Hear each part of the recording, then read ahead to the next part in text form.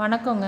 இன்றைக்கி எங்கள் வீட்டு ஸ்டைலில் கொத்தமல்லி சட்னி ரொம்ப டேஸ்டியாக எப்படி செய்கிறது அப்படின்றது தான் இந்த வீடியோவில் பார்க்க போகிறோம். வாங்க வீடியோக்குள்ளே போயிடலாம். வானலியில் 2 டீஸ்பூன் அளவுக்கு எண்ணெய் சேர்த்துக்கிறேன். இதில் 3 வரமிளகாய் சேர்த்துக்கலாம். இதை வறுத்து தனியாக எடுத்து வச்சுக்கலாம். மிளகாயை வறுக்கும் பொழுது அடுப்பை லோ ஃப்ளேமில் வச்சுட்டு வருங்க, இல்லைன்னா ரொம்ப தீஞ்சு போயிடும். இப்போ தனியாக எடுத்து வச்சுட்டு அதே எண்ணெயிலேயே 1 டேபிள் ஸ்பூன் அளவுக்கு கடலைப்பருப்பு, 1 டேபிள் ஸ்பூன் அளவுக்கு உளுத்தம்பருப்பும் சேர்த்துக்கலாம். இதை பொன்னிறமாகிற வரை வறுத்து தனியாக எடுத்து வச்சுக்கலாம். பாருங்கள், இந்த டைமில் நம்ம இதை தனியாக எடுத்து வச்சுக்கலாம். இப்போ அதே எண்ணெயிலேயே 10 பல் பூண்டு சேர்க்குறேன். இது நல்லா பொன்னிறமாகணும். பாருங்கள், இந்த அளவுக்கு கலர் சேஞ்ச் ஆனதும் இதில் ஒரு பச்சை மிளகாயும் 1 கப் அளவுக்கு வெங்காயம் சேர்த்துருக்கேன். இதில் 10 பல் சின்ன வெங்காயமும் ஒரு பெரிய வெங்காயமும் நான் நறுக்கி சேர்த்துருக்கேன். நீங்கள் சின்ன வெங்காயம் மட்டுமே சேர்க்குறேன் அப்படின்னாலும் சேர்த்துக்கலாம், அல்லது பெரிய வெங்காயமே சேர்க்குறேன் அப்படின்னாலும் சேர்த்துக்கலாம். இதில் கொஞ்சமாக கல்லுப்பையும் கொஞ்சம் கருவேப்பிலையும் சேர்த்துருக்கேன். இதையும் சேர்த்து நல்லா கலந்து விட்டுக்கலாம்.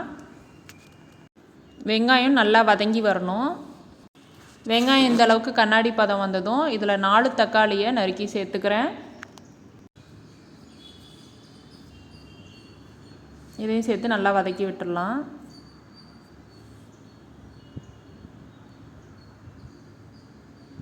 தக்காளி இந்த அளவுக்கு நல்லா வதங்கி வரணும். தக்காளி நல்லா வதங்கினதும் இதில் 1 கட்டு கொத்தமல்லி எடுத்திருக்கேன். அதை நல்லா சுத்தம் பண்ணி கழுவி எடுத்திருக்கேன். இதை இதோடு சேர்த்துக்கலாம். கொத்தமல்லி இலையை சுத்தம் பண்ணி நல்லா 2-3 டைம் தண்ணியில் அலசி எடுத்ததுக்கப்புறமா நல்லா பொடியாக நறுக்கி சேர்த்துக்கோங்க. அடுப்பை இப்போது மீடியம் ஃப்ளேமில் வச்சுக்கோங்க. நல்லா இது போல் சுருங்கி வந்ததும் இதில் ஒரு 1.5 டேபிள் ஸ்பூன் அளவுக்கு பொடியாக நறுக்கின தேங்காயை சேர்த்துக்கலாம். இதையும் சேர்த்து 5 நிமிஷம் அடுப்பை லோ ஃப்ளேமில் வச்சுக்கோங்க. 5 நிமிஷம் கழித்து அடுப்பை ஆஃப் பண்ணிடலாம். இதை நல்லா ஆற வச்சு எடுத்துக்கலாம்.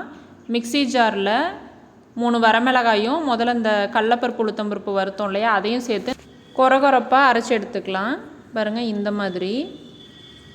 இப்போ இதோட நம்ம ஆற வச்ச கலவையை இதோட சேர்த்து அரைச்சிக்கலாம். நான் நிறைய குவான்டிட்டி எடுத்திருக்கேன். சின்ன மிக்ஸி ஜாரில் சேர்க்குறேன் அப்படின்றதுனால 2 டைமாக சேர்க்குறேன். இதில் கொஞ்சமாக தண்ணி சேர்த்து அரைச்சி எடுத்துக்கலாம். பாருங்கள், அரைச்சிட்டு வந்தாச்சு. இப்போ இதில் உப்பு கரெக்டாக இருக்கான்னு பார்த்துட்டு தேவைப்பட்டால் நீங்கள் எக்ஸ்ட்ரா சேர்த்துக்கலாம். எனக்கு உப்பு கம்மியாக தான் இருந்துச்சு, அதனால் இன்னும் கொஞ்சம் சேர்த்துக்கிட்டேன் நான்.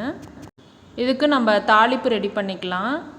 வானலியில் 1.5 டீஸ்பூன் அளவுக்கு எண்ணெய் சேர்த்துட்டு 1/4 டீஸ்பூன் கடுகு, 1/2 டீஸ்பூன் கடலைப்பருப்பு, 1/2 டீஸ்பூன் உளுத்தம்பருப்பு சேர்த்துருக்கேன். இப்போ இதோட கொஞ்சமாக கருவேப்பிலையும் 1 வரமிளகாயும் சேர்த்துக்கலாம். இந்த தாளிப்பை நம்ம சட்னியோடு சேர்த்துக்கலாம். இட்லி, தோசை, சப்பாத்திக்கெலாம் சூப்பர் காம்பினேஷனாக இருக்கும். சுவையான கொத்தமல்லி சட்னி சூப்பராக ரெடி ஆயிடுச்சு. நீங்களும் உங்கள் வீட்டில் இதே போல் ட்ரை பண்ணி பார்த்துட்டு எப்படி இருந்ததுன்னு சொல்லுங்கள். இந்த ரெசிபி உங்களுக்கு நிச்சயமாக பிடிச்சிருக்கும் நம்புகிறேன். பிடிச்சிருந்தா வீடியோ லைக் பண்ணுங்கள். உங்களோட மற்ற ஃப்ரெண்ட்ஸ்க்கும் ஷேர் பண்ணுங்கள். தேங்க்ஸ் ஃபார் வாட்சிங்.